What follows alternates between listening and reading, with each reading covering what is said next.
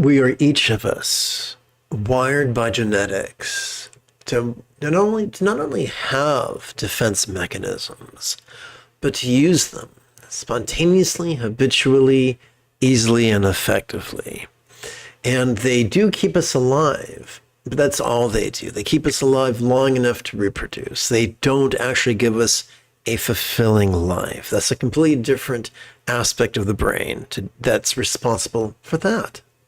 So we're all wired, and the Buddha recognized this, and he referred to this as the 8 worldly concerns, and they correlate directly to the 4 bases of mindfulness: the circumstantial, the physical, the interpersonal, and the mental.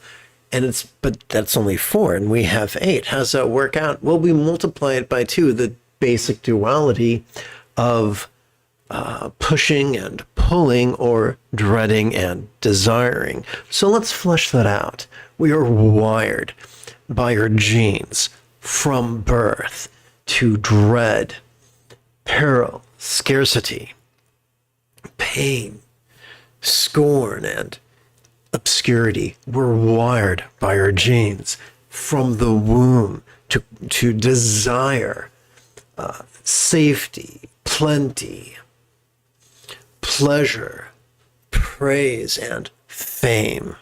Whether we know it or not, it's not that phenomena. It's not because we forgot not to believe in a self. That phenomena does not exist because we forgot to understand emptiness. We are wired for that disposition. Now, does that disposition serve us? No, it doesn't. Our resistance to the absence of what we desire, our resistance to the presence of what we dread, or the specter of what we dread, does not make us strong. After all, a toddler, a 2-year-old, is capable of saying petulantly, no. It has no bearing. A child might refuse to eat their vegetables, but in the tyranny of childhood, their will counts for very little. And so, as humans, we develop the habit, or we have been conditioned by evolution to be in a perpetual state of resistance, which is exhausting. The freedom the Buddha offers us is not freedom from the tyranny of it's not freedom from the presence of our survival instincts, but freedom from their tyranny. Let's make that a little bit more specific. The freedom the Buddha offers us is not freedom from the presence of our urge to resist and live in constant resistance. The freedom the Buddha offers us is freedom from the tyranny of our instinct to resist. Our 2 primary tools to recondition ourselves are mindfulness and meditation. So how does mindfulness work?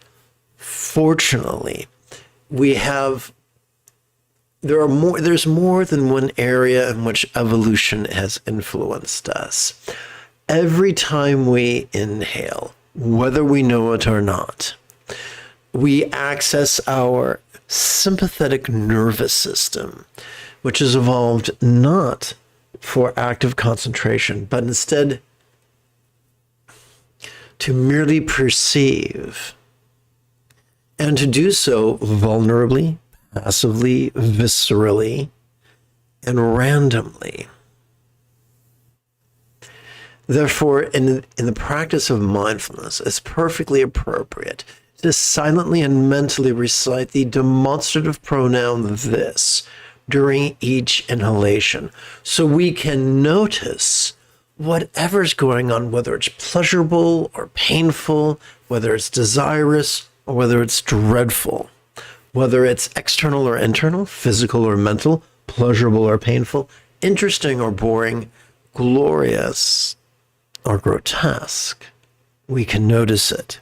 Now, I don't know about you, but as a little kid, I was both interested in scary movies and terrified of scary movies.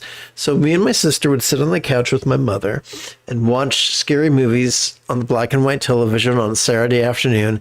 And whenever something scary happened, me and my sister would hide behind my mother, secretly wishing that the monster would get our parent and our sibling before it got us, or that its devouring of our parent and sibling would buy us time to run away, screaming like the little coward I was. But what we're being called to do is bring vulnerability into perception, not to hide behind our mom, not to hide behind our hands, but like the child who says, "You can't see me." It's humorous in a child, it's tragic in an adult.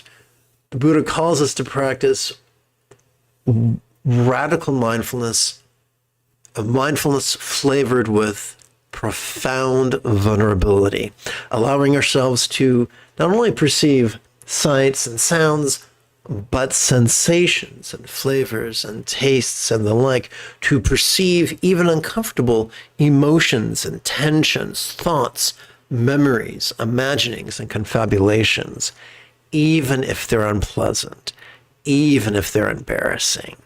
We don't have to force it. We just have to allow it.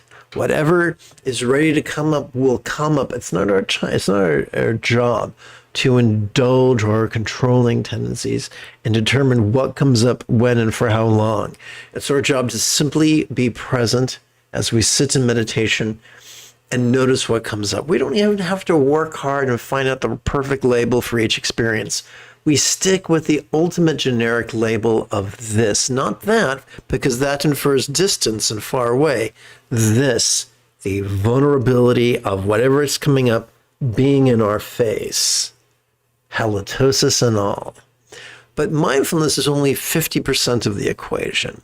You see, every time we exhale, whether we know it or not, we access our parasympathetic nervous system, which has evolved both for physical relaxation as well as mental release. This is the key there of meditation, therefore, to silently and therefore we can cooperate with this natural mechanism during our exhalation by silently and mentally reciting the one-syllable verb ease, which functions as a synonym of relax.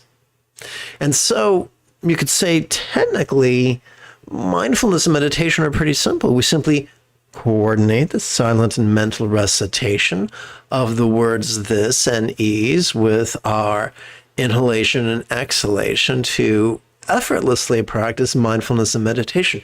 And you'd be 100% correct.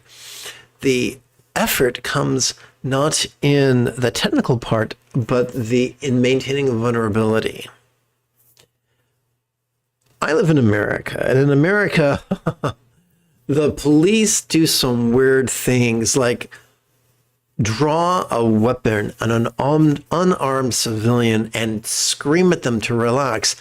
I don't think I'm wired to relax if a man in polyester screams at me while pointing a lethal weapon. Are you? I don't think so either. So we can all agree that it's really, really nearly impossible to relax in that scenario. But most of us, thankfully, are not in that scenario. We're probably at home in front of our computer or our smartphone, and we're sitting perhaps on a cushion, perhaps on the floor with our legs comfortably crossed in an impeccable posture. And in this scenario, it's much, much easier to relax in harmony with each exhalation, even though our inhalations force us to confront things that are often uncomfortable. Now listen, there's a style of stupidity that says, I'm so spiritual, I will denigrate myself every time I feel resistance. Let's not do that. The Buddha did not recommend that. Let's be compassionate towards everyone, including ourselves. And instead of mocking ourselves for feeling certain things, let's just exercise vulnerability. Vulnerability as we breathe in, relaxation as we breathe out. That's the quick path to great bliss. I think next, now what could be really useful is if together as a team we chant the Sunday morning excerpt or selection from the Song of Enlightenment. And I just realized a typo that I'm going to work on because I'm kind of stupid that way. So let's see. Let's go over here. I guess work on isn't the right word. Maybe address is the right word.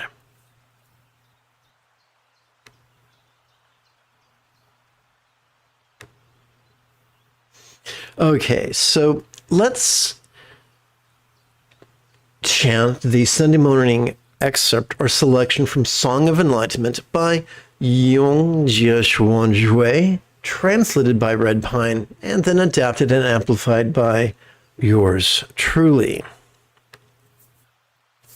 But first, allow me to remind you that if at any point during this early morning's live stream you have a specific question about Buddhist chanting, Buddhist meditation, Buddhist philosophy, or their application, simply type your question in great detail in the chat window, which if you're using your desktop or your laptop will be on the right, and if you're using your smartphone in the vertical mode, it could be right here.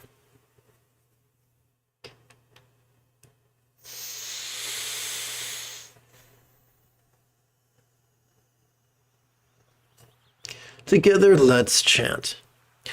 Who does not see a thing as a Tathagata, hence the name looking from on high. So this is a highly figurative statement to say that although we perceive, we are able to let go as we relax, as if we did not perceive in the first place. Let's continue. Those who understand are free of karmic burdens, those who do not still have all debts to pay. So here's the great irony. So we know there's such thing as conventional karma. If you run fast in the direction of a cop, they will probably tase you or shoot you. That's just how they are. It's appalling, but that's how they are. So I would call that conventional karma. Now, whether or not supernatural karma or metaphysical karma is real or not is besides the point. Whether it's real or whether it is a phantasmagoria, we can either be subject to it or we can find an end run around it. And the end run around imaginary karma or supernatural karma is noticing and releasing, watching and relaxing. That is the get out of jail free card from Monopoly. Let's continue. A hunger that keeps them from sharing a royal meal, a sickness even a great physician cannot cure. So, failure to notice and release generates what we experience as misfortune. Personally, I'm really good at living in resistance. I'm really good at shooting myself in the foot. And I can concoct all sorts of reasonable reasons, justifications, minimizations, rationalizations, and fatalizations why I do that, but it doesn't stop that from fucking up my life. And I think you're probably the same way. We have a choice. We can justify fucking up our life, or we can find a way not to fuck up our own life. And the way to do that is to regularly and effectively practice the awareness and release of mindfulness and meditation. Let's continue. To meditate despite desire is the power of prajna, and why a lotus is not burned in the fire. Yongshi committed crimes and realized nothing is born. He became a Buddha and is still one today. So we all have impulses, and that are often poorly timed and can get us into trouble when we indulge them. The key to transcending our destructive and inappropriately timed impulses is the basic practice of mindfulness and meditation. When the lion roars its fearless teaching, it pities confused, obstinate fools who only see offenses that prevent Buddhahood, blind to the secret the Tathagata revealed. Oh, look at that, 2 periods. That's interesting.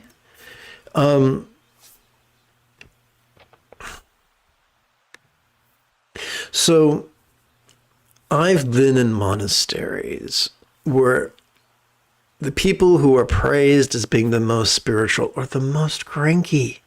And they stomp about making railing accusations at others and scolding others and condemning others and trying to make others just as cranky as themselves.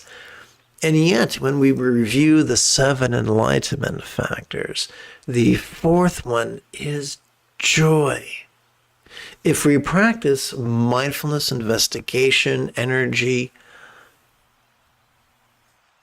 tranquility, coalescence, and balance the right way, we're going to be joyful. If we practice them incorrectly or not at all, we're going to be cranky bastards, and no one wants to do that. Let's chant. 2 monks were guilty of crime, so judged Upali with his firefly light. Layman Vimalakirti dismissed their doubts, as if the sun melted the snow. It's said that the author of this text worked very hard to become a Buddha and failed until he was affected quite deeply by 2 sutras, the Mahayana Nirvana Sutra followed by the Vimalakirti Sutra. And that put things in perspective and helped him to master the Buddha's path. Our job is not to find fault. We are wired to notice problems all the time, and that's great. When we notice errors spontaneously as we breathe in during meditation or during mindfulness, and then relax into them during meditation, we're setting ourselves up to do better by harnessing our subconscious processes. But when we,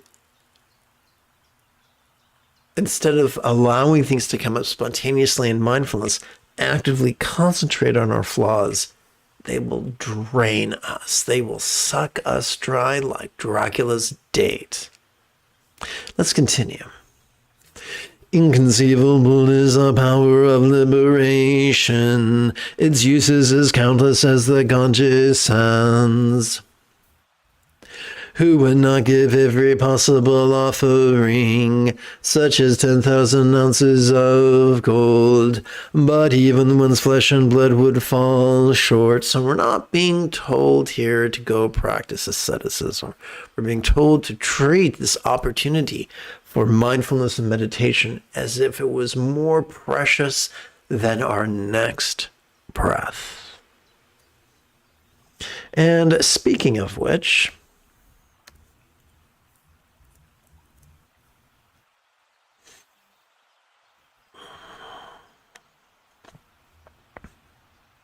this is a great opportunity to actually prepare finally for meditation after less than a minute of housekeeping. This is Lama Jigme Gyatso of the Buddha Joy Meditation School. I have spent more than half my life studying, practicing, and reverse engineering every teaching and technique of every sect of Buddhism, that I may play the Yoda to your Luke Skywalker, that I may play the Luke Skywalker to your Rey, so that you could quickly and easily become the person that your dog already thinks you are. Welcome to Meditate Like a Jedi, which is made possible due to the generosity of viewers just like you. And now, let us turn to this morning's practice text and perform the brief recitations of empathetic bodhicitta and enthusiastic refuge. We begin with the longer triplet chant. May I liberate all beings from the tyranny of hating, craving, and clinging by relying on thee, Buddha's example, instructions, and students. Now we use the briefer bookend chant. May I liberate all beings by relying on the three jewels. May I liberate all beings by relying on the three jewels. May I liberate all beings by relying on the three jewels.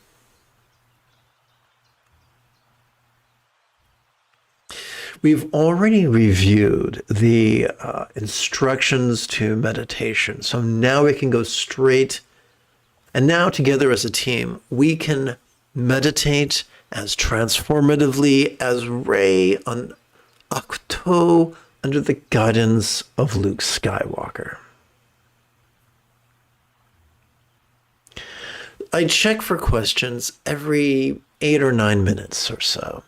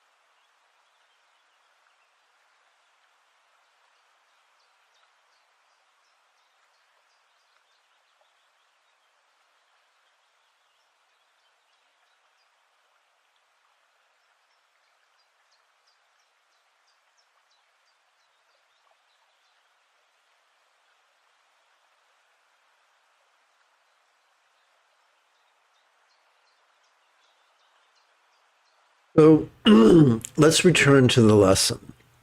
As we sit in meditation, we could notice a fear. Freudian psychology would tell us to argue with ourselves whether that fear is rational or not. The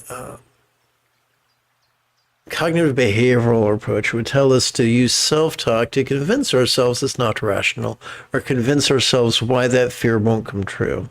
The Buddha had a more efficient plan. As we sit in meditation, we notice a fear. We can notice what that fear looks like, sounds like, feels like, and occasionally tastes like and smells like. We can notice what that fear emotionally feels like, and we can notice all the ways it affects our imagination and our recall and our confabulation. We can do that passively and vulnerably and viscerally and randomly. And instead of resisting it, we allow it to pass through us and around us and over us. We will turn to see that we remain and that fear has gone. It might take a second, it might take a minute, it might take an hour. Does that mean that fear will never come back? No, we're wired to feel those things and experience those things. But through noticing and relaxing, we help ourselves turn from being a dam to being a conduit that lets those things pass through us. That's how we replace resistance with acquiescence. When you have a specific question about Buddhist meditation, philosophy, or application, type your question in great detail. I check for questions approximately every 9 minutes. Until then, as you breathe in, you can practice vulnerable perception as silently and mentally recite this. And as you exhale, you can experience physical relaxation and mental release as silently and mentally recite the one-syllable verb ease in harmony with each exhalation. That's probably the most efficient way to practice mindfulness and meditation. Oh, look, a question. Best method for astral projection. So I respect your question. I used to be interested in the past, but that really isn't meditation. Astral projection is making something happen. Meditation is about allowing mindfulness to occur and allowing relaxation to occur. Now, does that mean that we won't spontaneously astral project? No, we can. But we don't make it happen. We let it happen. There's a huge difference here. Making something happen is going to access the bottom of our brain, our center of fear and aggression, and that causes a lot of problems. Allowing things to happen helps us to access the empathetic part of our brain. I hope that makes sense.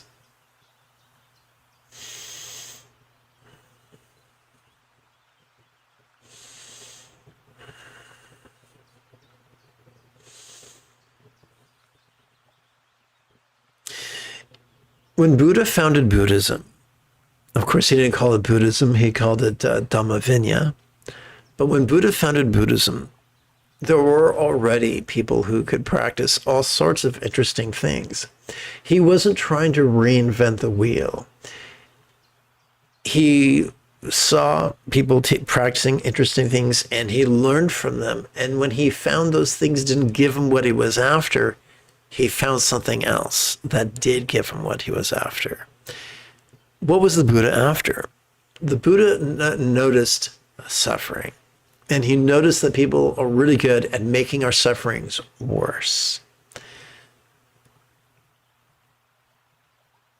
From a certain point of view, he noticed that we have survival instincts, and when those survival instincts are in control, we may live, but we'll be pretty miserable.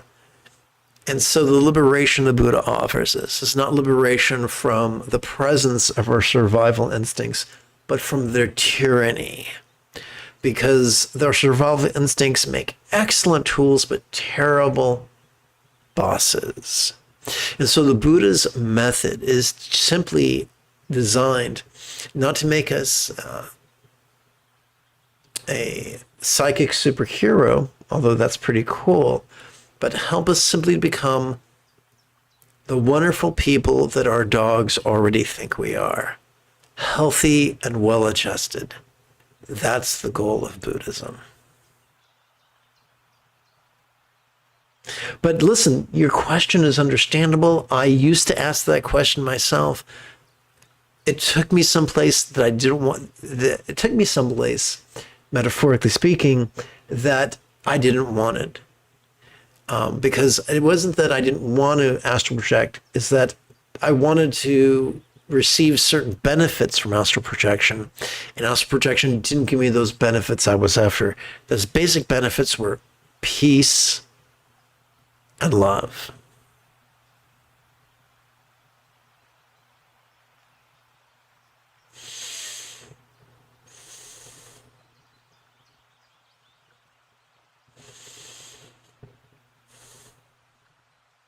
I also, and this is going to be terribly embarrassing, I also wanted to get what I wanted when I wanted, as soon as I wanted to, and I wanted to avoid whatever I found dreadful immediately. And, but I found that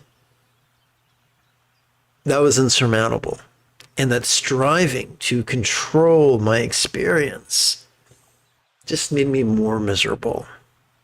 And maybe because I'm stupid, maybe because I had survived a lot of childhood abuse, but it took me a long time, a ridiculous number of decades to finally learn and to stop trying to fold and stretch and manipulate Buddha's teachings to get my way, and to finally learn what the Buddha's intention was, and just to try it out and see if it produced good results or not. Not committing, just, take a test drive, so to speak. And lo and behold, it made life better.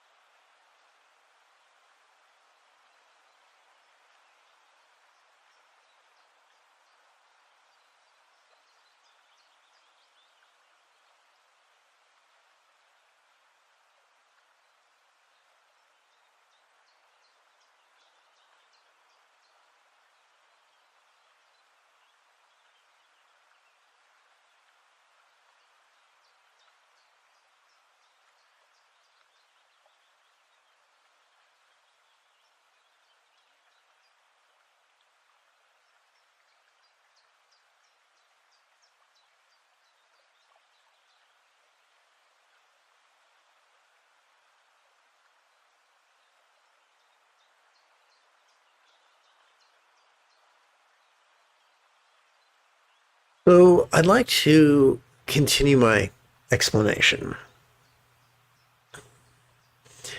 I've been disabled my whole life, but I love science fiction and adventure, and so I've always loved the idea of psychic as hero. And so I definitely thought that, if I could do all these cool things like clairvoyance, clairaudience, astral projection, levitation, and the like, I would have this amazing life.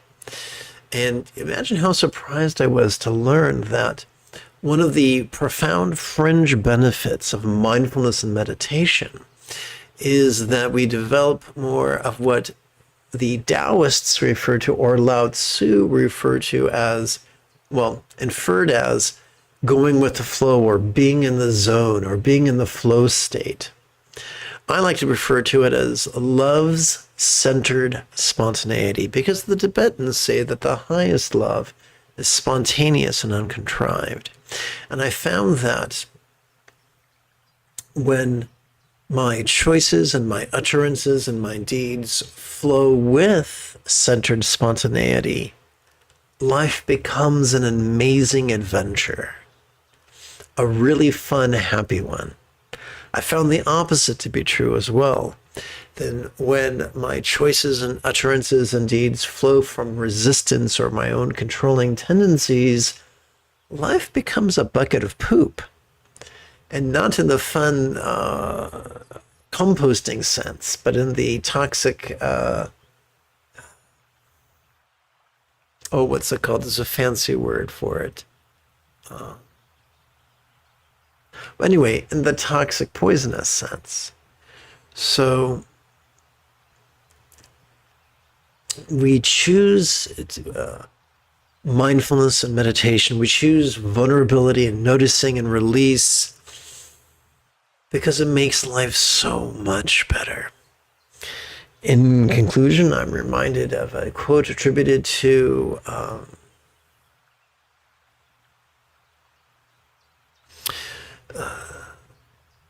the American woman from the 1800s who was blind and deaf and mute, who was quoted as having communicated that life is an exciting adventure or it is nothing. If you remember that individual's name, please let me know in the chat window. It has eluded me for the moment.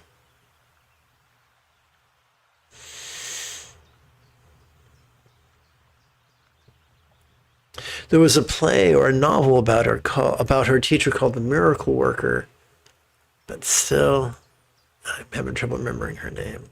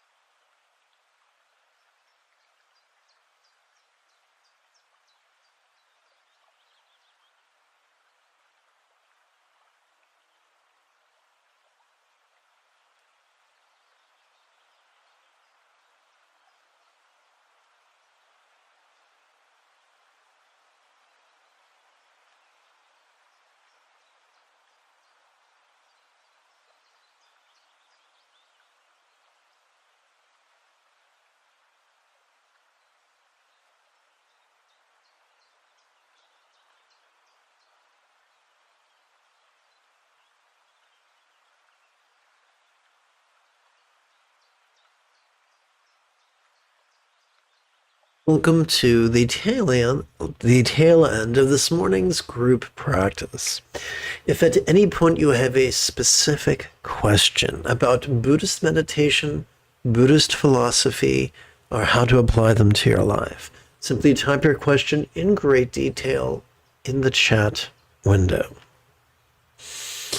But the easiest way to practice mindfulness is to silently and mentally recite the word "this" during each inhalation. As silently and mentally you perceive whatever comes up, vulnerably, passively, viscerally, and randomly. The easiest way to practice meditation is to silently and mentally recite the one-syllable verb "ease" during each exhalation, as you physically relax and mentally release as best you can.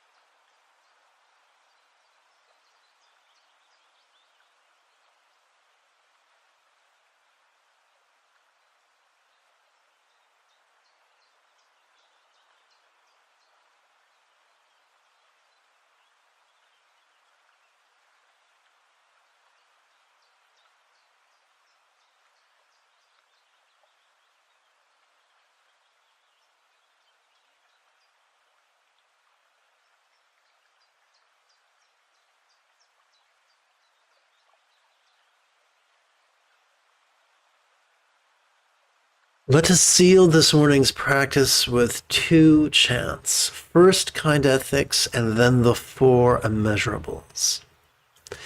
May all beings practice of kind communication, conduct, and calmness flow spontaneous and uncontrived.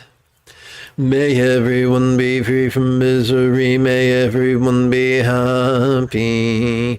May no one be separated from the happiness. May everyone have balance from the tyranny of hating, craving, and clinging freed. If you feel that I have earned it, you could give this live stream a thumbs up. You could even help support this channel on Patreon. In approximately 11 hours, I would very much like to return to lead tonight's evening meditation class and group practice. And if you are as geeky as me, this is the way.